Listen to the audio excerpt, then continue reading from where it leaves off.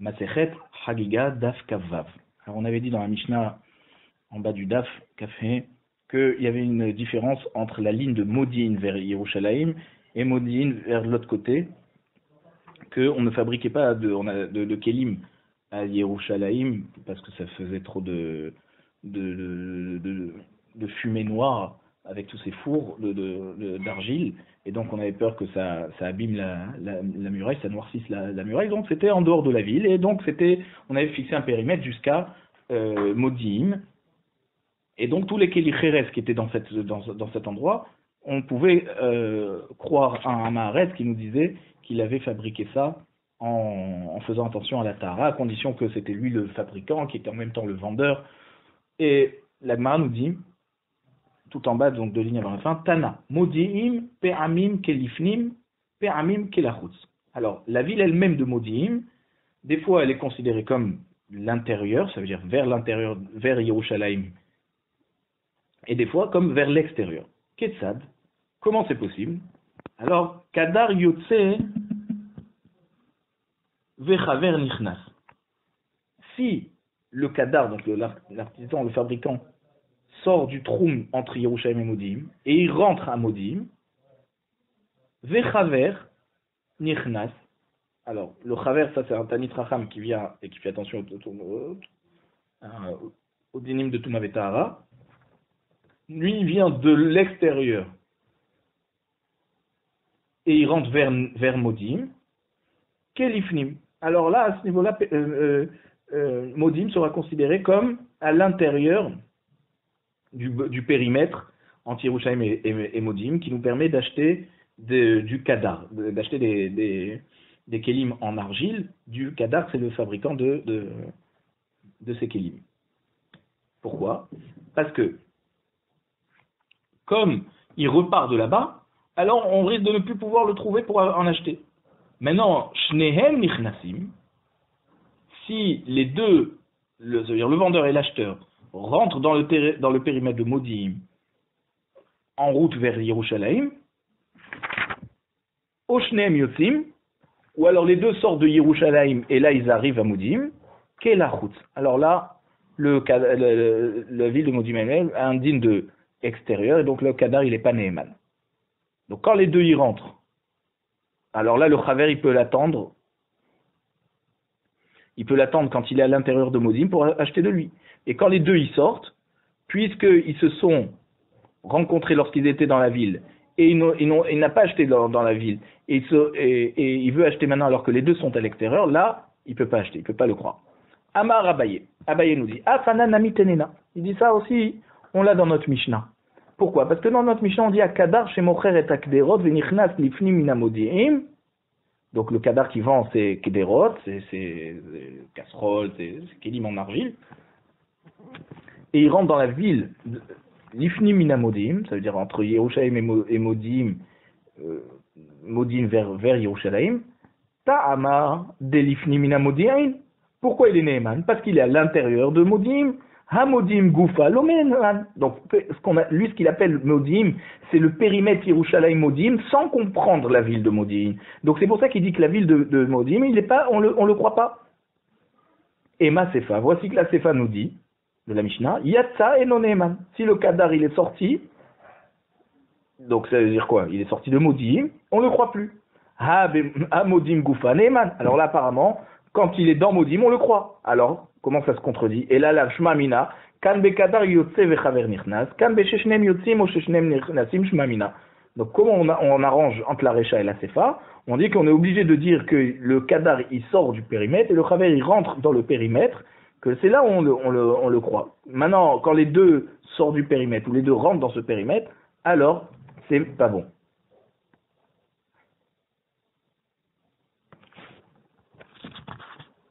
Donc, Shneem Nichnasim, ça veut dire les deux ils viennent à l'extérieur de Modim et ils vont en route vers Yerushalayim. Et Shneem Yotzim, c'est quand ils sortent de Yerushalayim et qu'ils arrivent maintenant à Modim. Tana, Nehemanim Miklecheres Adakin, les Kodesh. Quand on a dit dans la Braïta que les Amé Haaretz qui fabriquent des Kélim, des casseroles, ils sont nés émanim, on les croit quand ils disent que c'est tahor. Alors c'est seulement dans des clés cheres à dakin, des objets en argile qui sont fins. On a tout le temps besoin de ça.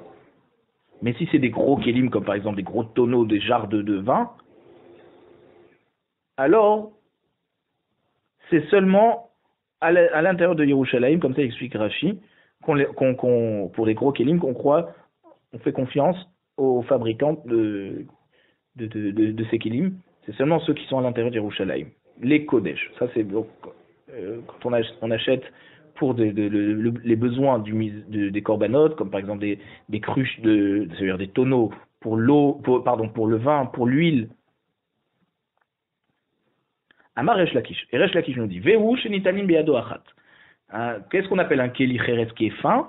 C'est qu'on peut le prendre en une seule main. Mais s'il est trop lourd et qu'il faut le prendre avec les deux mains, ça s'appelle pas un keli fin. Rabbi Yochanan Amar afilu she'en nitaim be'ado achat.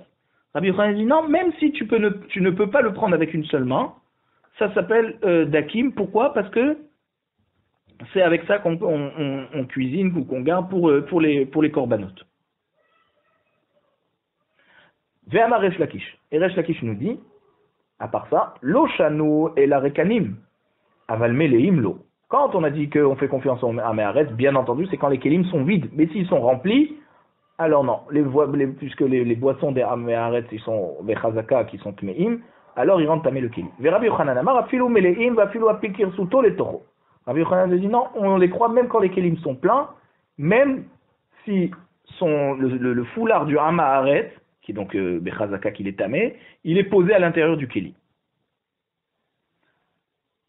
Donc Rabbi Yochanan est plus méquel que Resh Lakish. Ve'amar Rava, modé Rabbi Yochanan b'mashkin atzman, shehem tme'in. Rava nous dit non, Rabbi Yochanan est d'accord que les boissons qui sont à l'intérieur de ce Kéli sont tamées. Bien sûr, ve'al titama. Et alors ne t'étonne pas de dire comment c'est possible. Sha'are lagin male mashkin, Lagim tmeim tumachiva, vemashkin tehorim. C'est dit parce qu'on a trouvé dans un cas similaire, dans les takanot de Chachamim, comme on a vu dans Masechet Ohalot Perek Mishnah Dalet, qui nous dit les lagin c'est donc un keli d'une taille moyenne, qui se trouve, donc qui est rempli d'une boisson, et qui se trouve à l'étage de la maison où il y a un mort, et dans la porte entre la trappe qu'il y a entre la maison et l'étage supérieur, on a posé un kéli à l'envers pour faire khatsitsa et que les kélim en haut à l'étage ne soient pas rendus tamés. La gim tmeim tumachiva. On a dit les kélim qui sont de taille moyenne, ils sont tamés, une touma qui nécessite 7 jours de tahara. Vemashkin théorim. Et les boissons qui sont dedans, elles sont théorim. Donc on voit très bien que c'est possible d'avoir un kéli tamé avec la boisson dedans qui reste tahor, ou des fois le contraire. Que là, on fait confiance au Hamaharetz pour le Kéli, mais pas pour les boissons qui sont dedans. Nouvelle Mishnah. Hagaba'in shenichnesu letoch habayit. Donc, c'est qui Hagaba'in? C'est des Juifs, des Bnei Israël, qui sont nommés par le roi Goy pour récupérer auprès de la communauté juive des impôts pour ce roi. Alors, c'est ça les Gaba'in shenichnesu letoch habayit. Il rentre dans la maison d'un particulier pour prendre un gage en attendant que la personne lui paye la dette, l'impôt. Vechen haganavim sherziru et hakelim. Ou alors des voleurs qui sont armés à arrêt, bien entendu, et qui ont rendu les kelim qu'ils avaient volés, des kelim en argile.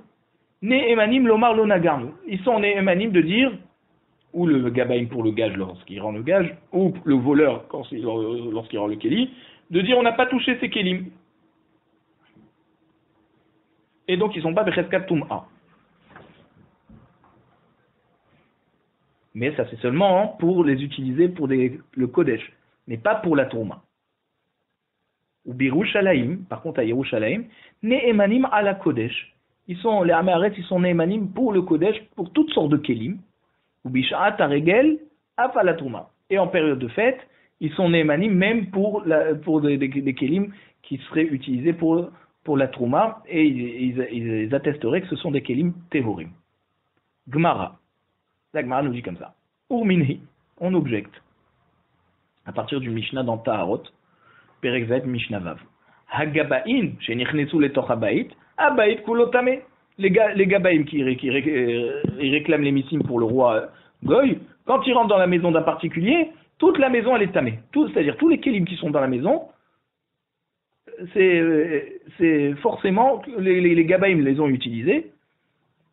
Et donc, comment ça marche avec notre Mishnah? L'Agmar nous dit non, lo kashia, hadeikanochi badayu, adelekanochi badayu.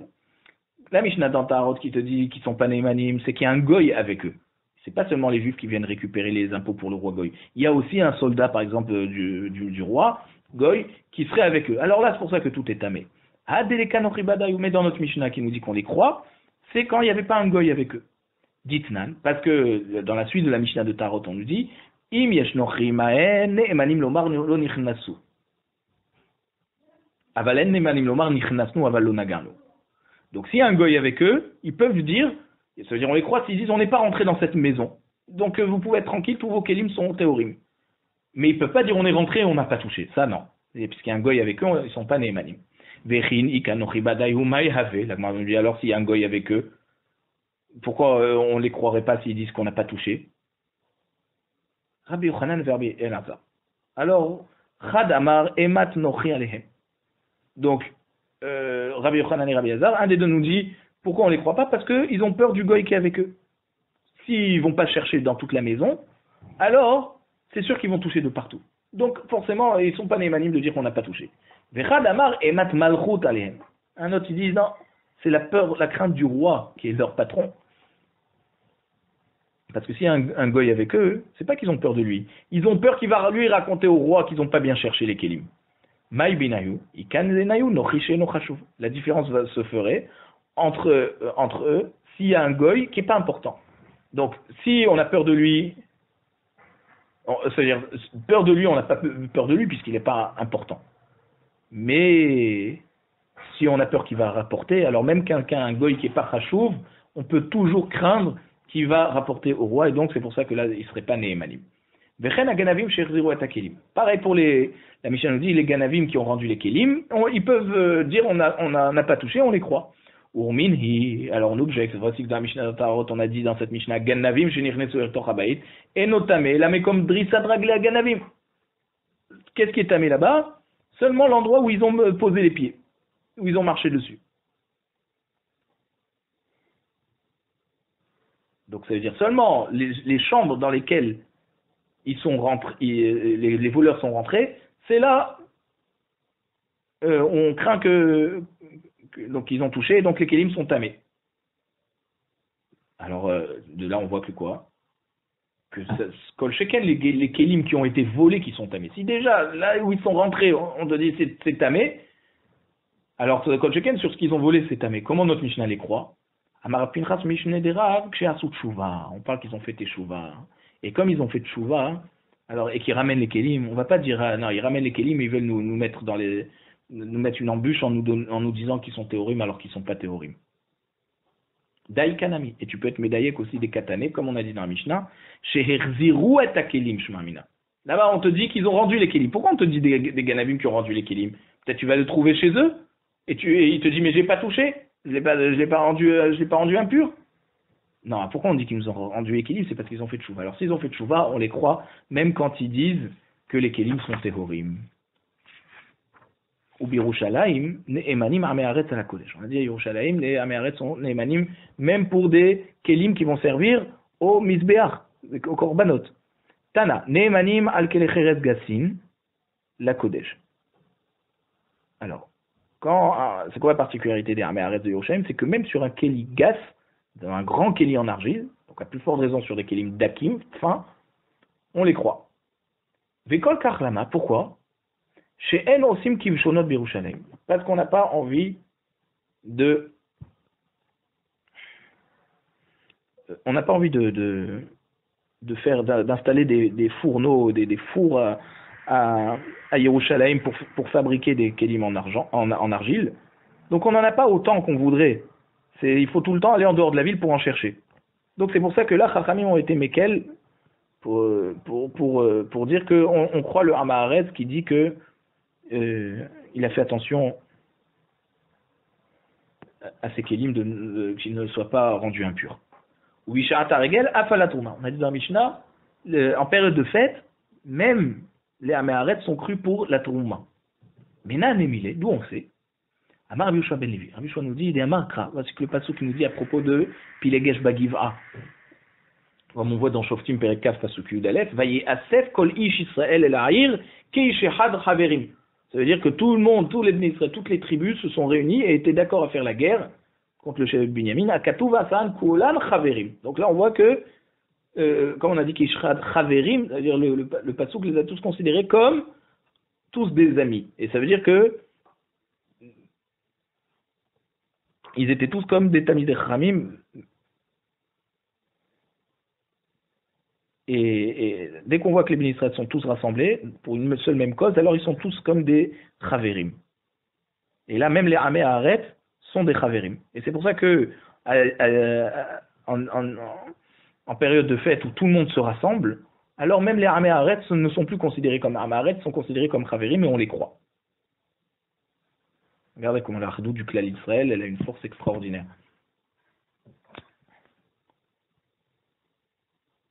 Alors, la Mishnah nous dit Apoteach et Chavito. Celui, donc un Talmid Chacham, un Chaver, qui ouvre son tonneau pour vendre du vin. Ve'amatril be'aisato. Et celui qui commence à vendre, ça veut dire il prépare une pâte à pain, Al-Gav Haregel. Pour vendre des chalotes, Al-Gav Haregel, ça veut dire pour le besoin de la fête. Et donc les gens qui viennent acheter, et forcément parmi les gens qui viennent acheter, il y a des Amé Haaret, qui commencent à toucher les chalotes pour voir lesquelles ils vont prendre. Rabbi Yehuda Omer Igmor. Rabbi Yehuda dit, il peut terminer de vendre toute sa marchandise au Chaverim. Donc la marchandise reste Becheskat Tahara. Et le chidou, c'est que même que la fête est terminée, tant qu'il n'a pas terminé son stock, il peut considérer que c'est encore tahor. Pourquoi? Parce que sinon, il va pas vouloir en vendre pendant la période de fête pour pas qu'il en perde à la fin. Donc on lui dit, même après la fête, tes chalotes, elles sont théorotes. Va chachamim omrim lo igmor. Chachamim dit, non, il n'a pas le droit de terminer son stock. Du moment où la fête est terminée,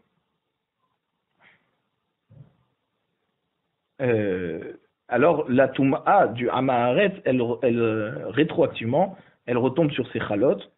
Et donc, puisqu'elles ont été touchées pendant la fête, alors pendant la fête, on n'a pas considéré que c'est des Amé Haaret, mais après, non.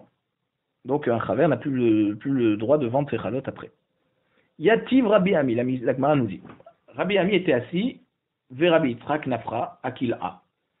Donc Rabbi Ami et Rabbi Yitzhak étaient assis devant on va dire le patio qui était devant la porte de la maison de Rabbi Yitzhak Nafra, de la maison de Rabbi Yitzhak Nafra. Patahad ve'amar. Un des deux a commencé à parler, il a dit, d'après Chachamim qui ont interdit de vendre la chavite et le pain après la fête, est-ce qu'il a le droit, par exemple, admettons que c'est du vin que ça se conserve pour l'année prochaine, pour la prochaine fête, pardon, est-ce qu'il a le droit de le mettre de côté, que c'est Bechet Katara, et il le laisse, et il réouvrira ce tonneau pendant la prochaine fête. Amarle Idar. Le deuxième lui a répondu, Yad Hakol Memashmeshin Ba. Tout le monde vient toucher, Ve'at Amrat Yanichena le Regel Acher. Et toi, tu voudrais dire qu'il pourrait les laisser pour la prochaine fête? Qu'est-ce qui va se passer entre les deux fêtes? La Touma, elle va revenir. Amarle, Atou Ada Idna Lav, Yadakol Memashmeshin Ba. Et alors, il dit, jusqu'à présent, on ne dit pas que les mains de tout le monde touchées, pourtant, malgré tout, tu as permis de vendre ça pendant la fête. Alors pourquoi après la fête, si le stock dans un endroit fermé jusqu'à la prochaine fête, ça serait tamé? Amarle Achiashta. Là, il lui a répondu, il dit voilà. Bishlama adeidana tumat ama aretz baregel rahamanati hara ela hashtat me'ahi. Je dis jusqu'à présent, quand on disait la touma du Amé Haaret pendant la fête, la Torah, donc le pasouk l'a rendu taor, puisqu'on a dit que tous les Bnei Israël sont considérés comme chaverim pendant les périodes de rassemblement et ces périodes de fête. Ela hashtat me'ahi. Maintenant, une fois que la fête elle est terminée, alors la chavite, elle est tméa. Et tu n'as pas le droit de vendre, puisqu'on a dit que la Ktouma, elle revient rétroactivement sur ce qui reste, ce qui n'a pas été vendu pendant la fête. Alors, on n'a pas le droit de vendre. Donc, ne compare pas à ce qu'on a autorisé pendant la fête, parce que c'est le Passouk, il a dit que tout le monde est Chavérim, on ne considère pas les Amaharetz qui sont Amaharetz pendant la fête. Puisque quand les Bnei Israël sont rassemblés, forcément, le niveau de spiritualité de tout le monde, c'est-à-dire chacun émane sur l'autre et tout le monde est gagnant. Nema Ketanae. Et donc, est-ce qu'on va dire que cette marloquette, c'est-à-dire cette question qu'on a eue, c'est la marloquette entre deux braïtot, des Tanechada, parce que dans une première braïta, on nous dit Yanichena les régalacher. On peut la mettre pour la prochaine fête et revendre. Vetanya Idak, lo Yanichena les régalacher. Et notre braïta nous dit qu'on n'a pas le droit. Maïlav Tanahi. Alors, est-ce que Maï, comment on répond entre ces deux, la stira entre les deux braïtot? Lav Tanahi, n'est-ce pas que je suis obligé de dire que c'est deux Tanaïm différentes, donc c'est pour ça que c'est pas une stira. Lo, ha de Kataneyani Chena Rabbi Yehuda. On dit non, quand la braïta qui nous dit on peut laisser jusqu'à la prochaine fête, c'est Rabbi Yehuda. Et Rabbi Yehuda de notre Mishnah, on a vu qu'il permet de vendre même après la fête. Vea de Kataneyani Chena Rabbanan. Et d'après la braïta qui nous dit il n'a pas le droit de mettre pour la prochaine fête, c'est Rabbanan. La Rabbanan de notre Mishnah. On avait vu cette marloquette. L'Agma nous dit Vetis vera harabi Yehuda igmor ka'amar. Mais est-ce que tu penses que la braïta, quand on nous dit Yanichena, c'est comme Rabbi Yehuda, mais Rabbi Yehuda, il nous dit l'igmor. Il peut terminer, pas il laisse pour la prochaine fête et il revendra. Il peut continuer à vendre après la fête. Pas, il n'a pas besoin d'attendre et de stocker jusqu'à la prochaine fête. Ka'amar. Alors comment tu me dis que ça marche? C'est la même chose. Et la ha de katanelo Yanichena Rabbi Yehuda. Donc il faut comprendre finalement, quand on a dit dans la braïta qu'on n'a pas le droit de laisser pour la prochaine fête, c'est Rabbi Yehuda parce qu'il pense que tu peux déjà vendre maintenant. Vea de kataneyani chena rabanan. Et la braïta qui nous dit qu'il faut laisser pour la prochaine fête, c'est Chachamim. Qui nous dit c'est vrai qu'après la fête, il n'y a plus le droit, la touma elle revient, mais si tu stockes et tu gardes pour la prochaine fête, alors là, à ce moment-là, tu pourras revendre. Reprendre la vente, quoi. Ou maïlo yani chena. Alors ça veut dire quoi qu'on dit faut pas qu'ils mettent de côté? Shen tsarich lanicha. Quand Rabbi Yehuda te dit, il n'y a pas besoin de mettre de côté, tu n'as pas besoin de mettre de côté puisque tu peux vendre maintenant. C'est comme ça qu'on a répondu. Après, on a une nouvelle Mishnah. Mishe Avar Haregel. Après que la fête est terminée, Ma'avirin al Taharata Azara. Donc les Kohanim, ils ramènent tous les Kélim du Mikdash qui ont été rendus tamés, ils les amènent dans un endroit pour pouvoir les tremper. Et toute la Hazara aussi, on la rend tahor, on la purifie de tout ce que les Amé Aratzot ont pu toucher là-bas pendant la fête. Maintenant, Avar Regel et Yom Shishi, si le dernier jour de fête était donc jeudi et le Isrouchat, la fête est passée donc vendredi c'était le premier jour après la fin de la fête, donc on ne commençait pas à déménager tous les kélim qui ont été rendus impurs, parce que c'est pour le respect de Shabbat, parce que les Kohanim ils ont besoin de préparer leur Shabbat, on ne va pas leur demander de commencer à faire tous ces déménagements dans le Beth Amikdash. Et donc quand c'est qu'ils faisaient la tvila de tous ces kélim? Seulement dimanche. Rabbi Yehuda Omer, Aflo beyom chamishi. Rabbi Yehuda il te dit non, même quand le dernier jour de fête c'était mercredi et que jeudi c'est déjà le Yisrouchag, She'en Kohanim pnouim. Les gens le jeudi déjà ils sont trop occupés, et déjà dans les préparatifs de Shabbat, ils n'attendent pas vendredi. Donc d'après lui, même si la fête est terminée depuis mercredi soir, eh ben c'est seulement dimanche suivant que les Kohanim allaient tremper tous ces kélim du Beth Amikdash. La Gemara nous dit Tana. Dans la Braïta, on nous dit She'en Kohanim pnouim meleoti bad deshen. Quand on nous dit que les Kohanim ils n'ont pas le temps déjà jeudi, c'est parce que les Kohanim, ils ne peuvent pas amener au mikvé les kélim parce qu'ils sont déjà occupés le lendemain de la fête de faire sortir toute la cendre de ce qu'on a brûlé comme korbanot. Et ça s'est énormément accumulé pendant la fête. Imaginez tous les Bnei Israël qui amènent leurs korbanot, toutes les cendres, tout ce qu'il y a, le nettoyage qu'il y a à faire. Avant de parler déjà de purifier les kélim, il faut déjà pouvoir nettoyer tout le Beth Amikdash. Donc ça c'est la raison pour laquelle Rabbi Yehuda nous dit que même quand la fête est terminée mercredi soir, déjà jeudi et vendredi sont des jours tellement occupés, où les Kohanim sont tellement occupés entre le nettoyage des résidus de korbanot et les préparatifs de Shabbat que pour purifier les kelim et les tremper au mikvé, on le faisait seulement dimanche. La Mishnah nous dit Ketsan ma'avirim al ta'arat ha'azara. Comment on purifie la hazara? Matbilin et hakelim shayu bamikdash. Alors on trempait les kelim qui étaient au Bet Amikdash, ve'omrim lahem, et les kohanim qui étaient à Maharet, pendant la fête, on leur disait Yizaharu shelo tigou bashulchan. Faites attention de ne pas toucher le shulchan du mlechem apanim, parce qu'on ne peut pas l'enlever, on ne peut pas le déménager pour aller le tremper au mikvé. Le shulchan lechem apanim, il doit rester tout le temps. Puisqu'il y a un passouk dans Shemot Perekafé, passouk Lamet, qui nous dit Venatata ala shulchan lechem panim lefanai tamid. Donc, il leur disait faites attention de ne pas le toucher. La Mishnah nous dit Kol hakelim shayu bamikdash yesh lahem sheniim ou shlishim. Tous les kelim qui étaient donc au Bet Amikdash, ils ont des kelim shniim ou shlishim, ça veut dire ils ont des doubles et des triples. Sheim nitmeu arishonim yaveu shneim tartehem. Que si les premiers sont rendus impurs, il y en a d'autres pour pouvoir continuer la avoda sans être pénalisé. Et même si les deuxièmes ils seront entamés, alors le troisième exemplaire sera utilisé. Kol hakelim shayu bamikdash te'onim tvila. Tous les kelim qui sont au Bet Amikdash, on devait les tremper à cause de la touma des Ameharatzot. Chutz mi mizbach hazahav. Sauf le mizbach en or, sur lequel on faisait la ktoret, donc les encens, ou mizbach hanechoshet, donc le mizbach en cuivre que on mettait dessus les korbanot, mipne shenke karka, parce qu'ils ont un din comme le karka. Le karka, le sol, il ne reçoit pas la touma. Les kelim reçoivent la touma, mais eux, ils avaient un din de karka.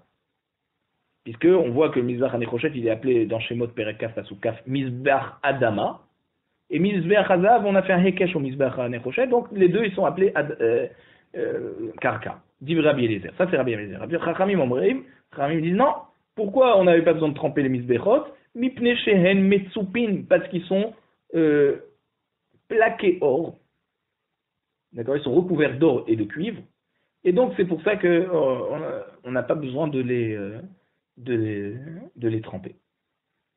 Ils ne reçoivent pas la touma. On va voir le sens de cette marloquette entre Rabbi Eliezer et Chachamim dans le Mara. Tana. La Braïta nous dit qu'on prévenait les Kohanim à Meharatzot, on leur disait Izaru shema tibou bashulchan ou bamenora. La Braïta nous dit qu'on leur dit de faire attention non seulement au shulchan, mais aussi la menorah. Parce que la menorah aussi, on ne peut pas la sortir. Vetana didan, maïta amalotan en menorah. Alors pourquoi le Tana de notre Mishnah n'a pas mentionné qu'on devait faire attention à ne pas toucher la menorah? Shulchan ktivbe. Alors il te dit parce que pour le shulchan c'est écrit clairement venatata la shulchan echem panim lefanai tamid. Or pour la menorah il n'y a pas écrit tamid. L'octiv batamid. Menorah l'octiv batamid. Les nérodes de la menorah n'étaient pas censés être allumés pendant 24 heures sur 24.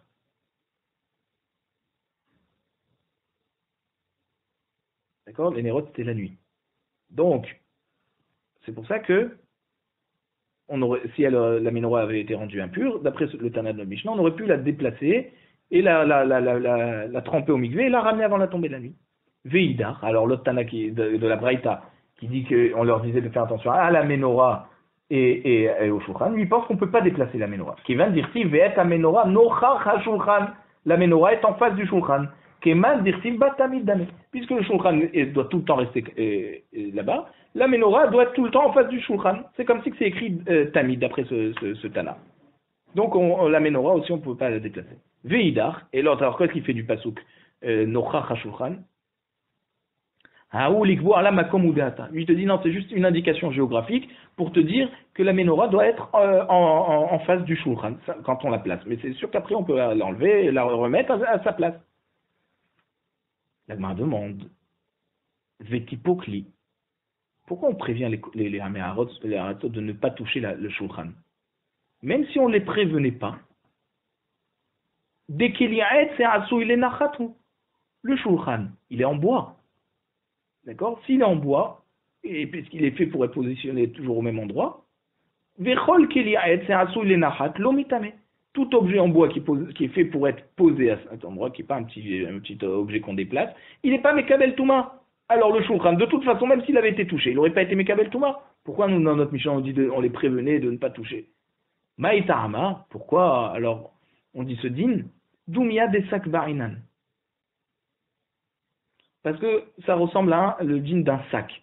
Masak mitaltel, de même qu'un sac, il se déplace, quand malé verekam, autant quand il est rempli ou quand il est vide, afkol mitaltel malé verekam. Donc tout objet en bois, il reçoit la touma seulement s'il il peut être déplacé, autant quand il est plein ou autant quand il est vide.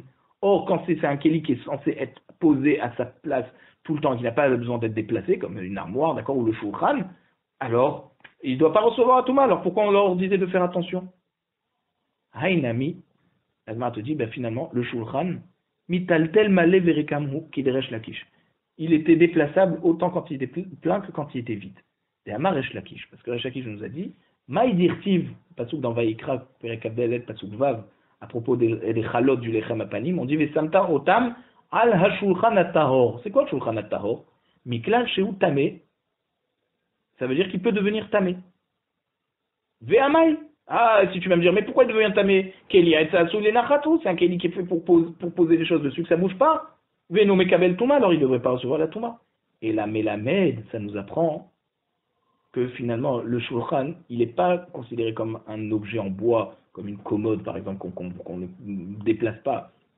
Chez Magbihin Oto, parce que des fois on le soulevait, on le sortait du Echal, ou Marinbo, les Regalim, les Apanim. On faisait sortir pour montrer aux gens qui montaient à Yerushalayim pour les fêtes, on leur montrait le shulchan pour leur montrer comment c'était le Lechem Apanim. Ve'omrim lahem, et on leur disait, Re'u hibatrem lifnei hamakom, regardez comment Akadosh Baruch Hu il vous aime, qui fait ce nes, que le pain est toujours chaud. Siluko, kesiduro, lorsqu'on l'enlève le Shabbat, à la fin de la semaine, lorsqu'on l'enlève, il est aussi frais, aussi chaud que quand on le pose, le Shabbat d'avant. De Amar Rabbi Yehoshua ben Levi, parce que Rabbi Yehoshua ben Levi disait, Nes gadol la'asa b'lechem apanim. Il y avait un grand miracle pour le lechem apanim, kesiduro kar siluko. Ça veut dire, comme on l'avait posé, on le retrouvait à la fin au moment où on l'enlevait. Chez Nehemar, la soum lechem chov beyom ilakacho. Comme c'est écrit dans Shmuel Aleph, Perek Afelef Pasuk Zayin, de là, il apprend Rabbi Yehoshua ben Levi, que le pasuk était là pour nous dire que le lechem apanim était chaud comme quand on l'a posé. Donc comme on le déplaçait, forcément il est mekabel touma, et donc c'est pour ça qu'on devait prévenir les Améharatzet, de ne pas le toucher. Voilà, le entamer. Les tipouk, les mishum tsipouille. Alors la main demande, pourquoi on nous dit qu'il est mekabel touma le shulchan? Parce que c'est un métaltel, un mobilier. Mais même sans ça, il aurait dû être mekabel touma, parce qu'il est recouvert d'or. Et donc s'il est recouvert d'or, ça devient un kéli en métal. Et un kéli en métal, même s'il est fait pour être positionné à la même place, pour ne pas bouger, et ben malgré tout, il est mekabel touma. Deatnan, voici qu'on a enseigné dans une Mishnah dans Masechet Kelim, Perek Kavbet Mishnah Aleph, Ashulchan, Ve'adul Peki, Shenifratu, donc ça veut dire le Shulchan et le Dul Peki, c'est comme une petite chaise qui se replie, qui est recouverte de cuir, et c'est à cet endroit-là qu'on posait des kelim, de la nourriture, des boissons. Shenifratu, ça veut dire quoi? Ils ont diminué de taille.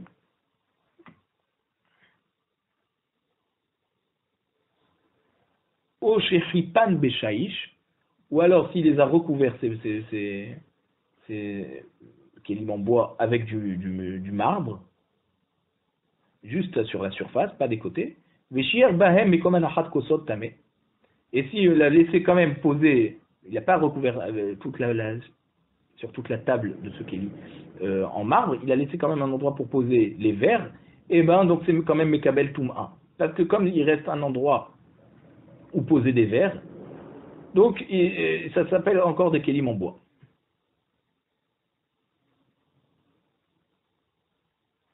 Et donc, tant qu'un kéli qui s'est cassé a encore la possibilité d'être utilisé comme on l'utilise d'habitude, alors ça lui maintient son din qu'il avait avant. Donc un kéli qu'on aurait recouvert en shaïch, il ne devient plus un kéli en pierre, mais il reste un kéli en S parce qu'il y a une partie de l'endroit où on peut poser des choses qui est pas recouvert de marbre. Rabbi Yehuda Omer, mais comme un achat achatirot. Lui il dit, non, si c'est un endroit qui permet de poser des morceaux de pain ou de viande, là c'est mekabel touma. Mais si on peut poser que des verres, c'est pas assez. Et donc si on a posé du shaïch dessus, alors ça devient un kéli en shaïch. Et c'est plus un Keli en bois, donc il n'est pas Mekabel Touma. Alors, la marge de savoir. Vérité, ma Deshane Ateshitim, Dechachive Velo Batle. Si tu veux me dire que c'est différent, le din de Ateshitim, le bois de Shitim, il est différent des autres bois. Pourquoi? Dechachive Velo Batle. Parce que c'est un bois important on ne recouvre pas quelque chose dessus. Il n'est pas chachouv. Et donc, même si le Shulchan du Lechem Apanim, on l'a recouvert d'or, vu que le bois était important, alors ça reste quand même un Keli en bois. Ah, Nicha, les Resh Lakish, ça va bien d'après Resh Lakish, qui te dit qu'il y a une différence entre des bois importants et des bois pas importants. De Amar, Loshanu, et la Birkle, Akselagim, Abaim Memdinatayam. Te dit, quand c'est qu'on te dit que le Tzipou, il est Mevatel le din du Keli, d'accord, c'est seulement dans un Keli en bois qui vient de Akselagim, de l'autre côté de la mer. Donc c'est des bois qui sont pas tellement importants, et c'est pour ça que le tzipouille, c'est ça qui est le plus important. Aval bikli masmim, mais des kelim en bois qui sont faits avec du bois de masmim, qui est très de valeur, alors même si on les a recouverts d'un autre matériau, l'eau batli. Ils ne sont plus annulés, et ça veut dire ils sont considérés comme ils étaient à l'origine. Le revêtement ne leur change pas de statut. Shapir, alors là je comprends, effectivement. Et là les Rabbi Yochanan, mais d'après Rabbi Yochanan qui ne fait pas de différence entre des bois importants et pas importants, de Amarafilu bikle masmim nami batli. Je dis même les kelim avec un bois important de masmim, le tzipou il annule tout. Maïka les memar. Comment on va pouvoir répondre à la question qu'on a dit, pourquoi on nous dit que le shulchan y est mekabel touma parce que c'est un mobilier, mais déjà sans ça, et c'est par le fait qu'il est recouvert de quelque chose, en bois, en or, alors déjà il devrait être Mekabel Touma. Vérité, ma kan betzipouy omed, kan betzipouy sheno omed. Si tu veux me dire qu'il y a une différence entre deux sortes de revêtements. Dans notre Mishnah, on parle d'un revêtement qui tient, et donc c'est pour ça que là, le revêtement il prend son importance. Kan betzipouy sheno omed, mais à propos du shulchan, on parle d'un tzipouy qui ne tient pas. Puisque le tzipouille en or du shulchan, il n'est pas accroché au shulchan avec des clous. Donc il peut tomber. Ha be'amine Resh Lakish me Rabbi Yochanan. C'est-à-dire tu peux pas dire ça, parce que voici que Resh Lakish a demandé à Rabbi Yochanan, be'tzipouille omed ou be'tzipouille sheno omed. Il a dit, est-ce que quand tu dis que le tzipouille il est mevatel le keli, c'est seulement dans un tzipouille qui tient, ou même dans un tzipouille qui ne tient pas, c'est quand même mevatel. Be'chofé et levis bezav. O Béchéno Rofet Lévis Bézav. Il lui a posé une autre question, Resh Lakish à Rabbi Yochanan. Il dit, mais quand toi tu dis ce din, c'est un tzipouille qui recouvre même bis Bézav, ça veut dire même l'armature du Keli, ou alors même dans un tzipouille qui ne recouvre pas l'armature. Véa Marlé, et Rabbi Yochanan lui a répondu, Loshna betzipouille omed, veloshna betzipouille sheno omed. Il n'y a aucune différence si c'est un tzipouille qui est accroché, qui tient, ou non, un tzipouille qui n'est pas accroché. Loshna bechofet levis bezav, loshna bechofet levis bezav. Et il lui a dit, ça ne fait aucune différence si ça recouvre l'armature ou pas. Dans tous les cas, le tzipouille, le revêtement, annule le matériau qui était en dessous. Donc, comment tu peux pas répondre que à cause du fait que le tzipouille en or du shulchan, il n'était pas accroché au shulchan avec des clous, alors c'est pour ça qu'il annule pas le shulchan en tant que Keli Haetz. Donc on voit quand même que on a toujours notre question. Pourquoi Resh Lakish avait besoin de nous dire que le Shulchan est Mekabel Touma? Parce que c'est du mobilier et qu'il n'est pas fait pour être positionné à la même. C'est-à-dire, il n'est pas fait pour être posé définitivement. Alors même sans ça, déjà il était Raoui les Kabel Touma. Pourquoi? Parce qu'il est recouvert d'or. Et donc c'est un Keli Materet. Et là, Shane Shulchan, Derahamania Kari. Je te dis, non, mais alors le Shulchan, c'est un autre din. Tu ne peux pas le comparer aux autres kelim en bois qui sont recouverts de quelque chose, parce que la Torah elle-même l'a appelé en Etz. Donc, comme elle l'a appelé en Etz, donc c'est pour ça que on aurait pu penser qu'il n'est pas Mekabel Touma. Finalement, c'est bien parce que c'est un mobilier, c'est pas quelque chose qui est posé définitivement, qu'il est Mekabel Touma.